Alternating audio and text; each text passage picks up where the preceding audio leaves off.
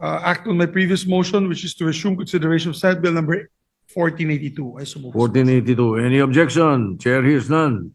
Consideration of 1482 is in order. Thank you, Mr. President. Mr. President, we recognize the sponsor, Senator Bam Aquino, Senator Bam Aquino is recognized and to to sponsor the interpolate motion. is Senator, our distinguished colleague from Pampanga and Tarlac, Senator Senator Dante Dante Marcoleta is recognized to interpolate. Thank you, Mr. President. Mr. President, the committee report creates a program management office within DepEd, which shall be in charge of reviewing and evaluating project proposals under the Classroom Acceleration Program. Yes, Mr. President. Medyo mahaba ito, Mr. President. I'll skip reading section 7, which is about submission and review of project proposals, composing of about 5 or 4 paragraphs. Question, Mr. President, what is the timeline for PMO's approval? Mr. President, we didn't put a timeline. Ang nilagay ho namin ay immediately, if I'm not mistaken, Mr. President.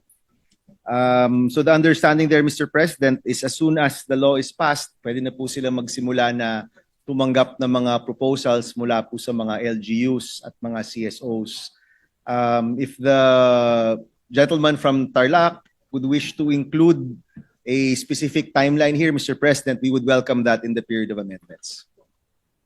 So does it suggest immediate application or implementation, Mr. President? Mr. President, that's the intention. Let me just review the language. Kapag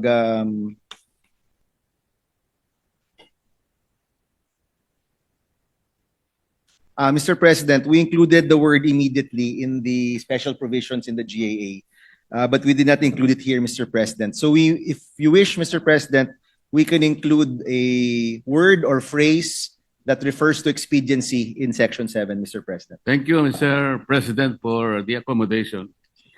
How do we ensure that this process will not be a source of bottleneck in the approval process?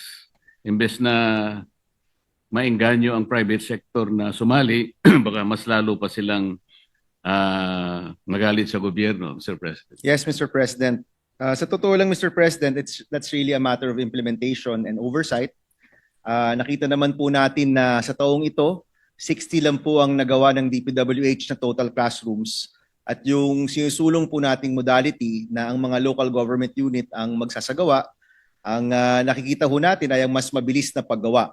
Now, kung maging bottleneck po yan ng DepEd, meron po tayong joint oversight committee na kung saan we will exercise our oversight function para masigurado po na mabilis ang pagsasagawa po ng DepEd at hindi po maging bottleneck nga po, no?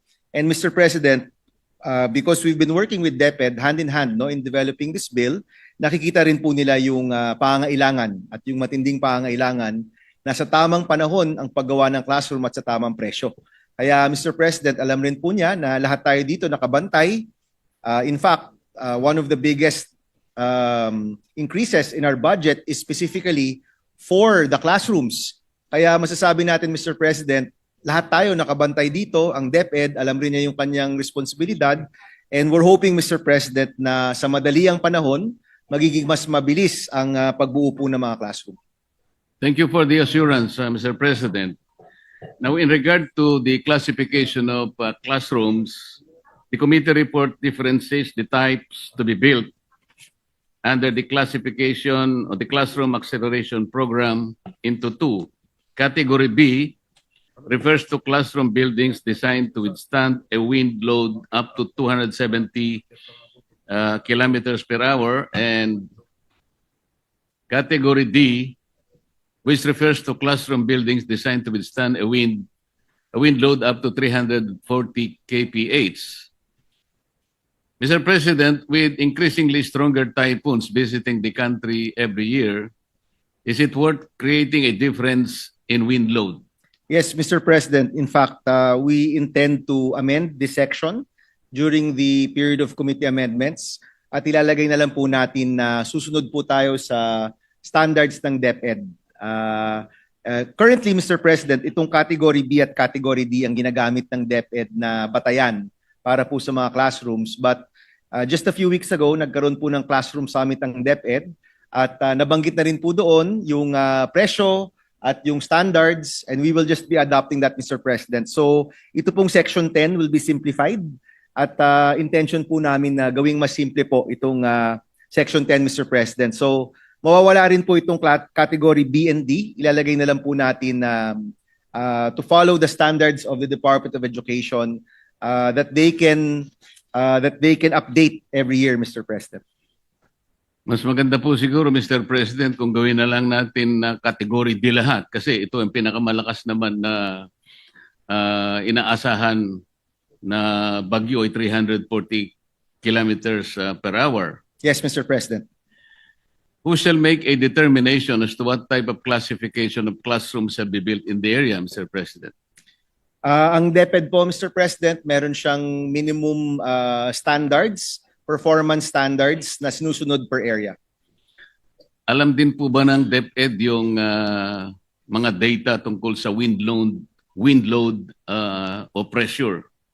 Yes, Mr. President, because kapag gumagawa po ng mga buildings sa mga iba't ibang lugar po, meron po talagang batayan, no? Ang pangangailangan po ng mga buildings po doon at sumusunod po ang DepEd po doon. Mr. President, ayon po sa Philippine Institute of Development Studies report, isa sa mga lugar na may pinakamalalang classroom congestion ay ang NCR. At ang naging tugon dati ng DepEd dito sa lumalalang classroom shortage ay planong pagpapatayo ng medium to high-rise school buildings. Opo. Ang tanong po, mayroon na bang naging follow-up tungkol dito? Mr. President, sa totoo lang po, this year wala kasi 60 lang po ang nabuo ng Department of Education. Ang pangangailangan po sa NCR ay ano po talaga, no? High-rise na po siya at lampas na po siya dun sa cost per classroom, no? However, Mr. President, we did include in the bill, and this is from Senator Lacson's interpellation, a provision for lease and purchase of buildings outright. At posible, Mr. President, na itong pagbili ng mga building na gawa na unoccupied or pagrenta sa mga building ay maaari pong solusyon dito po sa NCR. Yung mga ibang syudad rin po sa NCR na mas may kaya ay posible rin pong gumamit ng sarili ng pondo para po sa pagtatayo ng classrooms, Mr. President. Kasi lumalabas po, Mr. President, above 5 floors, practically 7 million pesos per classroom na po yung presyo.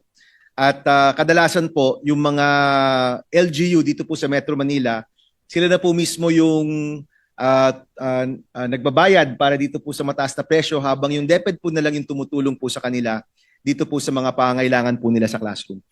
Meron na po bang mga natukoy na mga urban schools, Mr. President, na makakapag-accommodate itong mga medium to high-rise school buildings? Mr. President, currently wala ho kaming listahan. Ang Cavite at Pasig ay mga na-identify na po. But definitely, Mr. President, kapag napasa na po yung batas, I'm certain that many of these LGUs will start submitting their paperwork. We have also collated some of these requests, Mr. President. Pero sa totoo lang po, it will be up to DepEd to determine kung sino po yung unang makakakuha po ng bagong building.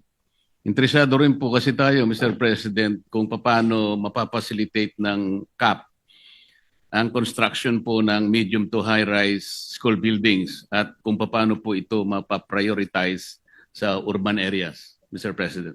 Yes, Mr. President. We are aware, Mr. President, na pagdating sa mga highly urbanized cities, kailangan ho talaga ng multiple floors na po, no? But if you look at the gap in the whole country, Mr. President, yung karamihan pa rin outside of Metro Manila, single floor po yung pangailangan nila at may lupa pa rin po. Pero sa NCR, mukhang building na po talaga yung kailangan gawin, Mr. President. Maraming salamat, Mr. President. Maraming salamat, Mr. Sponsor, sa mga ilang paglilinaw.